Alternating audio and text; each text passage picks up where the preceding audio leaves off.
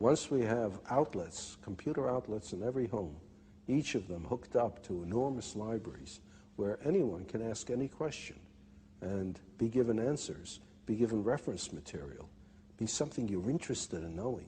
From an early age, however silly it might seem to someone else, that's what you're interested in. And you ask, and you can find out, and you can follow it up.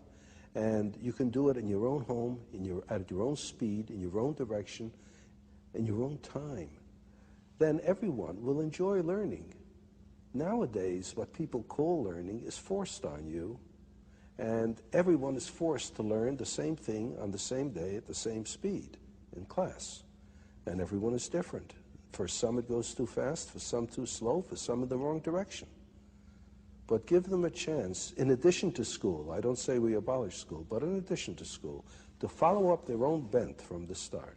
Well, I love the vision, but what about the argument that machines, computers, dehumanize learning? Well, as a matter of fact, it's just the reverse. It seems to me that it's through this machine that for the first time we'll be able to have a one-to-one relationship between information source and information consumer, so to speak. Well, in the old days, you used to have tutors for children.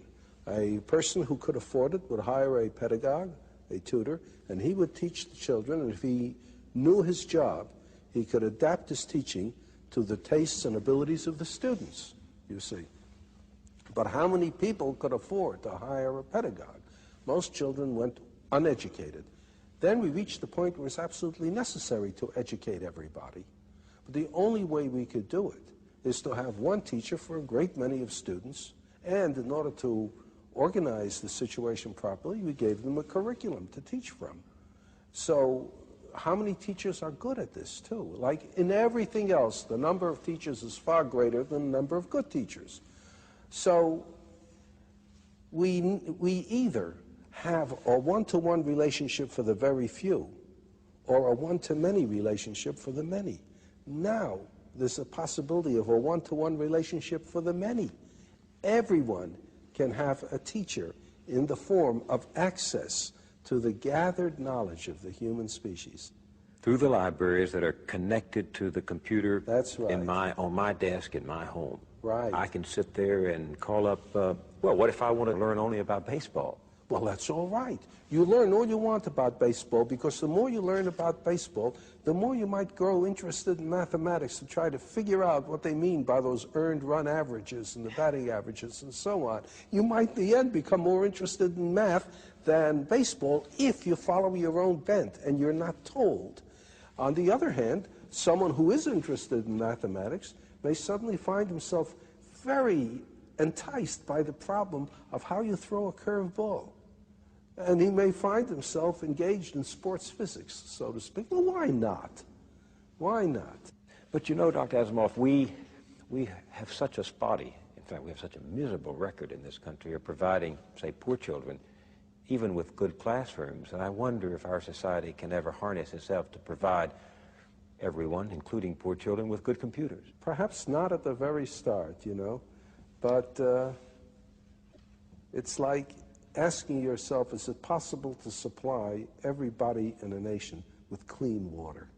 Now, there are many nations where it is impossible to get clean water except under very unusual circumstances. That was one reason why people started drinking beer and wine, because the alcohol killed the germs. If you didn't drink that, you died of cholera. But there are places where you can supply clean water for nearly everyone. Now, the United States probably supplies clean water for a larger percentage of its population than almost any other nation can. It's not that we would expect everybody to have a perfect computer right off, to have equal access to outlets, but you try for it. And with time, I think more and more will. Just as, for goodness sakes, when I was young, very few people had automobiles, very few people had telephones in the home. Almost nobody had an air conditioner. Now, these things are very common indeed, almost universal. It might be the same way. So you're, in a sense, every student has his or her own private school. Yes, and it belongs to him or her. He can be the sole dictator of what he is going to learn, of what he is going to study. Mind you, this is not all he's going to do. He'll still be going to school for some things that he has to know. Common knowledge, common database. Right, and interaction with other students and with teachers. You can't get away from that. But he's got to look forward to the fun in life, which is following his own bent. This revolution you're talking about, personal learning, it's not just for the young, is it? No, that's a good point. No, it's not just for the young. That's another trouble with education as we now have it. It is for the young, and people think of education as something that they can finish. And what's more, when they finish, that's a rite of passage into manhood. Real world. Right. I've finished with school. I'm no more a child. And therefore, anything that reminds you of school, reading books, having ideas, asking questions, that's kid stuff. Now you're an adult, you don't do that sort of thing anymore, you see? And in fact, like prison, the reward of school is getting out. Exactly. Kids begin to say, when you're getting out. And every kid knows that. Every kid knows the only reason he's in school is because he's a kid and little and weak. And as soon as and in fact, if he manages to get out early, if he drops out, why, he's just a premature man. Yeah. So that's exactly right. In the city, I've talked to some of these dropouts, and they think they're there. They think they've become men because they're out of school. That's right. What's wrong with this? Well, what's wrong with it is you have everybody looking forward to no longer learning, and you make them ashamed afterwards of going back to learning.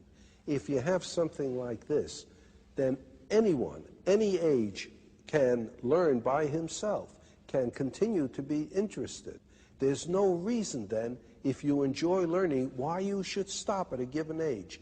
People don't stop things they enjoy doing just because they reach a certain age. They don't stop playing tennis just because they turn 40. They don't stop with sex just because they turn 40. They keep it up as long as they can if they enjoy it. And learning will be the same thing. The trouble with learning is most people don't enjoy it because of the circumstances.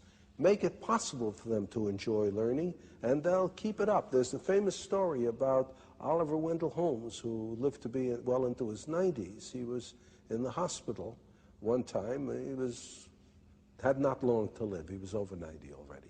And President Roosevelt came to see him.